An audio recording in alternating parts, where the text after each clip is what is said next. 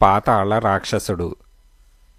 మగధసేనుడి రాజు శక్తిసేనుడి పరిపాలనలో కలతలు బయల్దేరి వేరువేరు తరగతుల మధ్య కలహాలుగా పరిణమించి అరాజక పరిస్థితి ఏర్పడింది.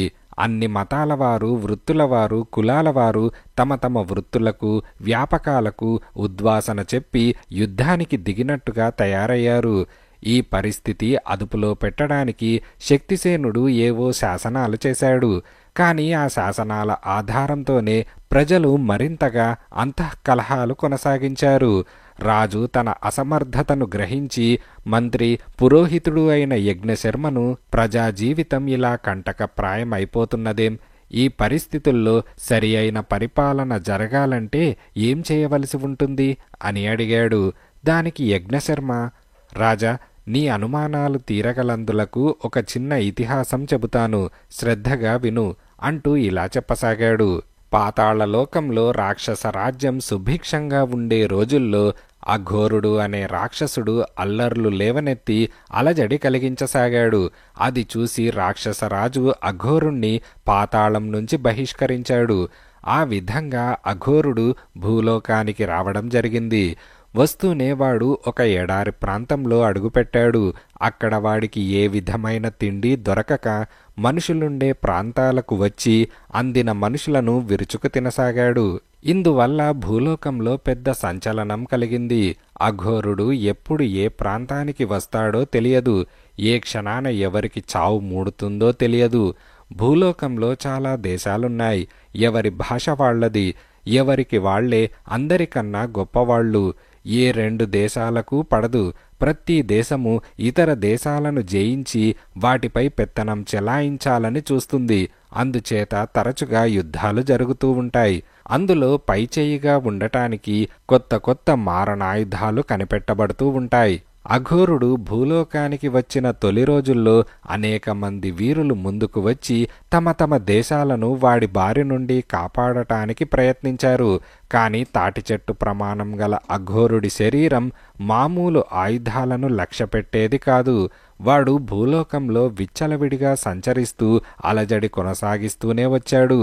వ్యక్తుల శౌర్య పరాక్రమాలు రాక్షసుడి మీద పనిచేయవని, ఈ రాక్షసుడి వల్ల అన్ని దేశాల ప్రజలకు ప్రమాదమేనని స్పష్టమైంది. అప్పుడు దేశదేశాల రాజులందరూ ఒకచోట సమావేశమై కర్తవ్యం గురించి చర్చించారు.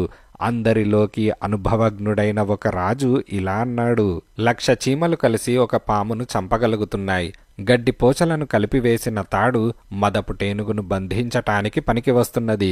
భూమి మీద మనుషులంతా ఒక్కటైతే ఆ రాక్షసుణ్ణి ఎదుర్కోవడం పెద్ద సమస్య కానే కాదు అని ఒక రాజనగానే ఇంతకంటే మంచి ఆలోచన లేదని అందరూ ఒప్పుకున్నారు. అఘోరుణ్ణి ఎదుర్కోవడం కోసం మర్నాడే ప్రజలంతా ఒకచోట కూడసాగారు. వందలు వేలతో ఆరంభమై జన సమూహం లక్షలకు కోట్లకు చేరుకున్నది. భాషలను గురించి, సంస్కృతులను గురించి మరచిపోయి అందరూ ఒక్కటైపోయారు. ఈ మహాసైన్యం 2 రోజుల్లో అఘోరుణ్ణి అందుకున్నది. వెంటనే రాక్షసుడికి, జన సమూహానికి యుద్ధం ఆరంభమైంది. వాణ్ణి చూసిగాని, వాడి పాదాల కింద నలిగి చస్తామని కాని ఎవరూ భయపడలేదు. క్షణాల మీద పోయి అఘోరుణ్ణి ఆపాదమస్తకము మనుషులు కమ్మేశారు. అంతటి రాక్షసుడు తన జీవితంలో మొదటిసారిగా భయమంటే ఏమిటో తెలుసుకున్నాడు. ఇంతమంది జనం ధాటికి తన వజ్ర శరీరం కూడా తట్టుకోలేదని వాడికి తెలిసిపోయింది. అందుకని వాడు జనాన్ని ఎదుర్కొనే ఆలోచన కట్టిపెట్టి పరుగు లంఘించుకున్నాడు. పరిగెడుతున్న వాడి కాళ్ల కింద ఎందరో నలిగి చచ్చారు. వాడి శరీరం మీదకు పాకిన మనుషులు కిందకి దూకి కాళ్ళు చేతులు విరుచుకున్నారు. అయితేనేం ప్రజలకు వాడి పీడ వదిలింది. అటు తర్వాత అఘోరుడు మనుషులను ఎదుర్కోవడానికి 2-3 ప్రయత్నాలు చేసి ఘోరంగా దెబ్బతిని చావు తప్పి కన్నులొట్టపోయినట్టు అయ్యాడు. తర్వాత వాడు అరణ్యాలను ఆశ్రయించి తన జీవన విధానం మార్చుకొని పొదుపుగా జంతువులను చంపి తినసాగాడు. లేకపోతే వారం రోజుల్లో అడవంతా ఖాళీ అయి తాను తిండికి మాడవలసి వస్తుంది. అయితే వాడికి నరమాంసం మీద భ్రాంతి తగ్గలేదు. వాడి అదృష్టం బాగుండి ఒకసారి అడవిలో వాడికి ఒక ఆడది కనిపించింది. ఆమెను తిందామనే ఉద్దేశంతో వాడు చేయి చాచి ఆమెను పట్టుకున్నాడు. అంతలోనే ఆ స్త్రీ రాక్షసిగా మారిపోయి వాడికి దిగ్భ్రమ కలిగించింది. ఆ రాక్షసిని వాడు పాతాళలోకంలో ఎరుగును. ఆమె పేరు అఘోరిక. అప్పుడు ఆమె ఇలా అన్నది, నువ్వు వెళ్ళిపోయాక పాతాళలోకం చిన్నబోయిందనిపించింది. నిన్ను వెతుక్కుంటూ ఇలా వచ్చాను. ఎందుకైనా మంచిదని మనిషి రూపంలో వచ్చాను అని అనగానే అఘోరుడు ఆమెకు తన భూలోకపు అనుభవాలు చెప్పాడు. అఘోరిక నవ్వి, వెర్రివాడా, మనుషులు బలం గలవాళ్లు కాకపోయినా తెలివి గలవాళ్లు. వాళ్లను బలంతో కన్నా తెలివితో ఎదుర్కోవాలి.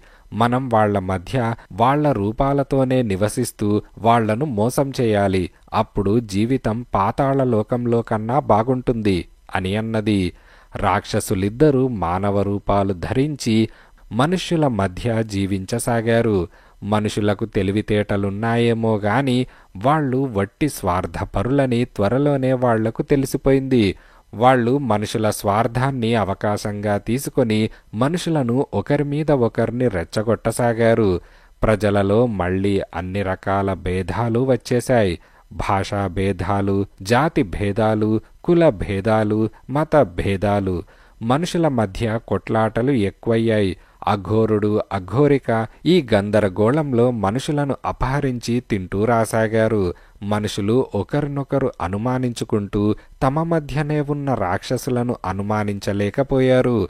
రాక్షసులకు ఈ జీవితం చాలా బాగున్నది.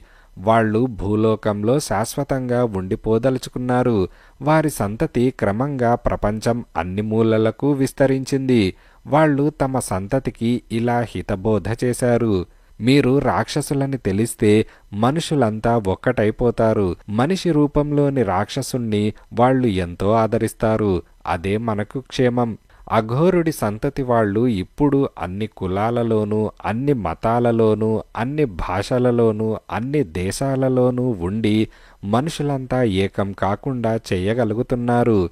వారి నిజస్వరూపం బయటపెట్టి మనుషుల మధ్య నుంచి వారిని తరిమివేయగలిగే వరకు భూమి మీద శాశ్వతమైన శాంతి నెలకొనదు.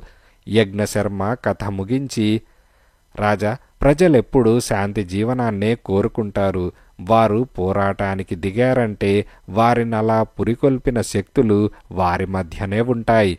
అరాజక పరిస్థితి వల్ల లాభం పొందేవారెవరో తెలుసుకొని వారు ఎంత సన్నిహితులైనా పలుకుబడి గలవారైనా సంకోచించకుండా పురుగేరిన పక్షంలో దేశం అతి త్వరలోనే సుభిక్షమై శాంతి నెలకొంటుంది అని అన్నాడు. శక్తిసేనుడు తన మంత్రి ఆంతర్యం గ్రహించి తన రాజ్యంలో ఉండే ప్రఛన్న రాక్షసులనందరినీ తొలగించి మగధ రాజ్యపు ప్రతిష్టను తిరిగి నెలకొల్పాడు.